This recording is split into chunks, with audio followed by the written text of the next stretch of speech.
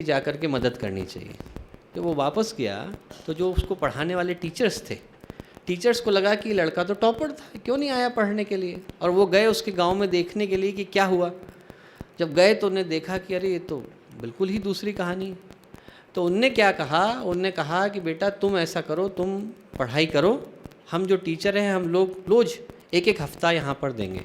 और सारे टीचरों ने प्रण किया कि एक एक हफ्ता वहाँ पर उस क्लिनिक में देना शुरू करेंगे।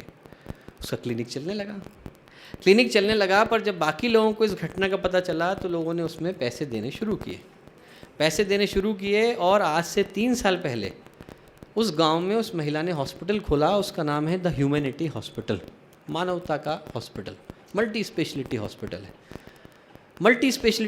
है। और महिला क्या करती है, महिला अभी भी सब्जी बेचती है।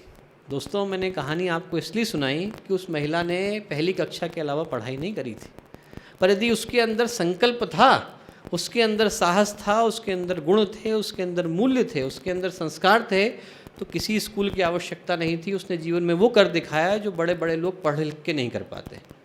और दोस्तों, यही शिक्षा और विद्या का अंतर है।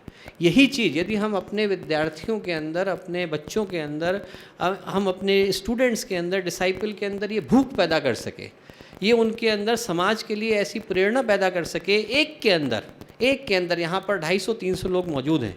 गुरुदेव एक मैथमेटिकल इक्वेशन बताया करते थे कि यदि एक आदमी 5 व्यक्तियों को 3 महीने में बदले, एक व्यक्ति 5 व्यक्तियों को बदले 3 महीने में, 6 महीने में 25, 9 महीने में 125, 1 साल के अंदर 625, 3 वर्ष 9 महीने में धरती पर एक व्यक्ति नहीं बचेगा जो नहीं बदलेगा।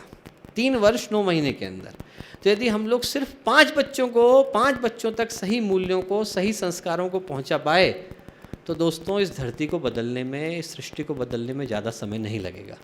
और मैं सोचता हूँ कि इसी तरीके के संस्कारों की, इसी तरीके के चिंतन की शुरुआत हम लोगों को इस शिक्षक गरिमा शिविर से करनी चाहिए। दूसरा उदाहरण मैं देना चाहूँगा इस बात का कि यदि हम लोग ये जानना चाहें कि किस तरीके के मूल्य, किस तरीके के संस्कार हमारी शिक्षा प्रणाली से निकल करके आते थे, तो हमें अपने प्राचीन इतिहास को उठा करके देखना होगा।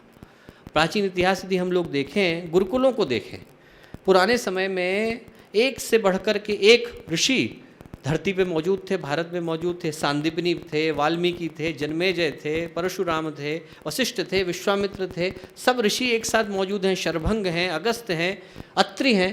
और उसके बावजूद भारतवर्ष में, पूरे भारतवर्ष में स्कूल कितने चल रहे हैं? 2, वशिष्ठ और विश्वामित्र। सिर्फ 2 गुरुकुल उस समय में चल रहे हैं। कारण ये है कि यदि शिक्षा के क्षेत्र में सिर्फ वो व्यक्ति आता था जो अपने आचरण से दूसरों को सिखा सके। आचार्य शब्द आचरण से निकल करके आया है।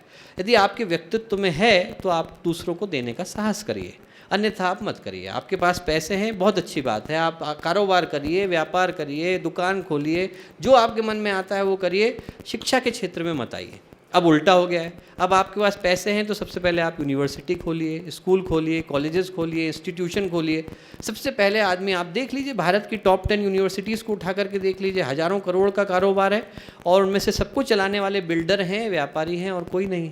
पहले के समय में आदमी जिनके पास आचरण होता था, जिनके पास व्यक्तित्व होता था, वही शिक्षा के क्षेत्र में आने का साहस करता था। साहस में जानबूझ करके इस वर्ड का इस्तेमाल कर रहा हूँ कि जिसके व्यक्तित्व में बात होती थी वही दूसरे को सिखाने का साहस करता था।